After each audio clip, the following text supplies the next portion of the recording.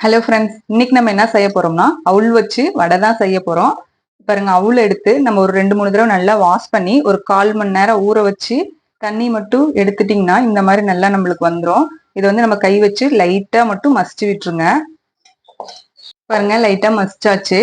இப்போ இது கூட நம்ம கொத்தமல்லி தழை கொஞ்சம், ஜீரகம் ஒரு 1/4 டீஸ்பூன், பெரிய வெங்காயம் கொஞ்சம் கட் பண்ணி வச்சிருக்கோம், எல்லாம் இதோட சேர்த்துக்கோங்க.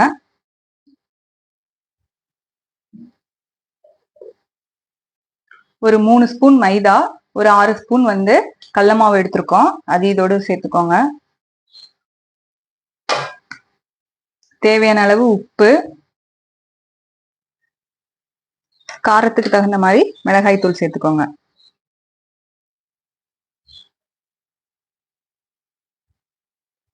சேர்த்து நல்லா மிக்ஸ் பண்ணி எடுத்துக்கோங்க.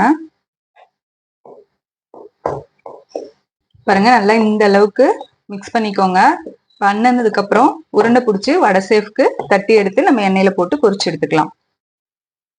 பாருங்க, இந்த மாதிரி உருண்டை பிடிச்சி வடை சேஃப்க்கு தட்டி வச்சிருக்கோம். ஏற்கனவே நம்ம கடாயில எண்ணெய் ஊற்றி சூடு பண்ணியிருக்கோம். இப்போ நம்ம அதில் போட்டு பொரிச்சு எடுத்துக்கலாம்.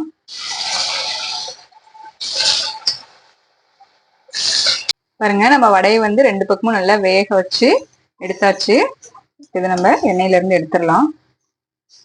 அவ்வளவுதாங்க, நம்ம அவுள் வடை பாருங்க சீக்கிரமா ரெடி ஆயிடுச்சு. நீங்களும் கண்டிப்பா இந்த மாதிரி செஞ்சு பார்த்துட்டு எப்படி இருக்குன்னு சொல்லுங்க. இந்த வீடியோ உங்களுக்கு பிடிச்சிருந்தா லைக் பண்ணுங்க, ஷேர் பண்ணுங்க, சப்ஸ்கிரைப் பண்ணுங்க. பாய்.